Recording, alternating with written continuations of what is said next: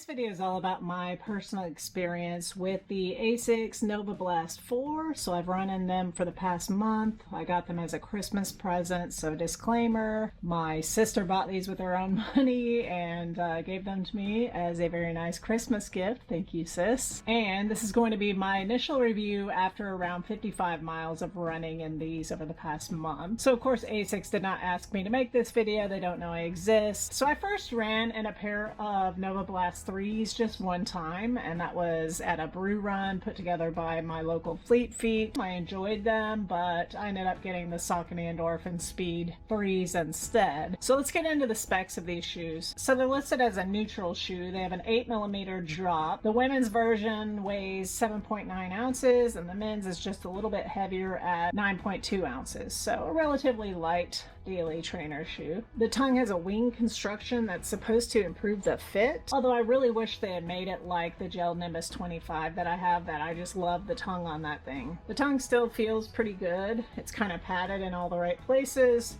Although, and I'll talk about it a little bit later, I do have a little bit of tongue slippage in this right shoe for some reason. This shoe has FF Blast Plus Eco Cushioning. It's made from 20% recycled bio-based content, so that may make you feel better as far as sustainability goes. And the FF Blast is meant to give you a softer landing and a more energized toe off. And this is one thing that I noticed was the more that I toed off, the more energy return I felt like I had. So this is a plush fit. It was true to size for me, so I wear a women's size 10 and they fit perfectly. I have the Thunder Blue Expanse colorway, which, you know, I'm kind of a neutral colorway person, so I dig it. I wish they had offered the same Illuminate Green Lime Burst colorway that they did for the men. Like, that is one thing that I would have totally rocked, even though I'm, you know, a pretty tame colorway person. I would have rocked that. It looks so cool. It looks like it would actually make you faster to run in that color, and I was pretty disappointed that they didn't offer that for the women. Then I guess the final thing you want to know about is the price. It's $140, so kind of keeping in line with other daily training shoes. Alright, so after 55 miles in these babies, I'm going to get into the pros and cons of my experiences in the ASICS Novablast 4. So first off with the pros, super comfortable.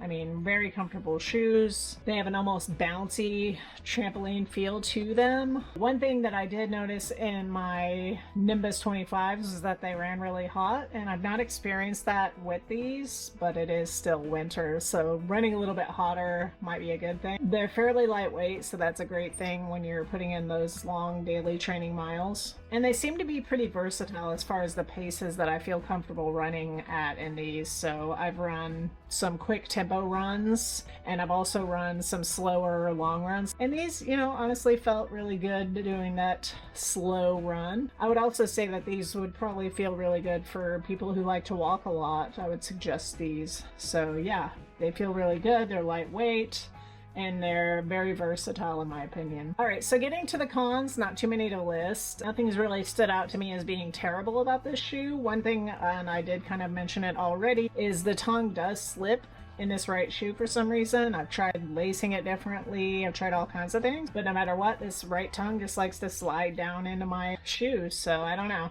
It's not a deal breaker, just kind of annoying. Another thing is, initially I did have some heel slippage in these, but once I relaced them and tightened them up halfway through my first run, I haven't had that experience since. Alright, so another potential con of this shoe would be, and this kind of seems to be ASICS in general for me, is that the way I run in these shoes makes my big toe pop up.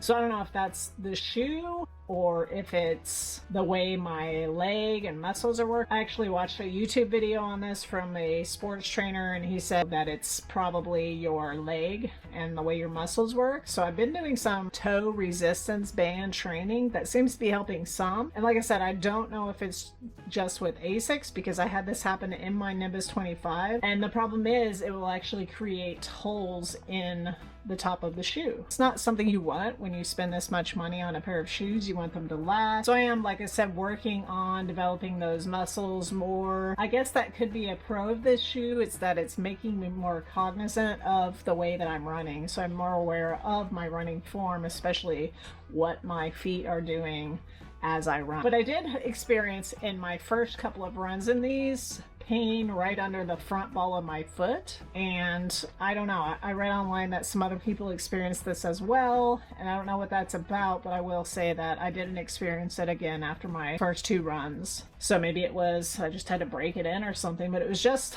my left foot, so kind of weird, but went away and hasn't been a problem since. So let's look at how these shoes have held up. You can see a little bit of wear in this part right here, and this is kind of that trampoline part.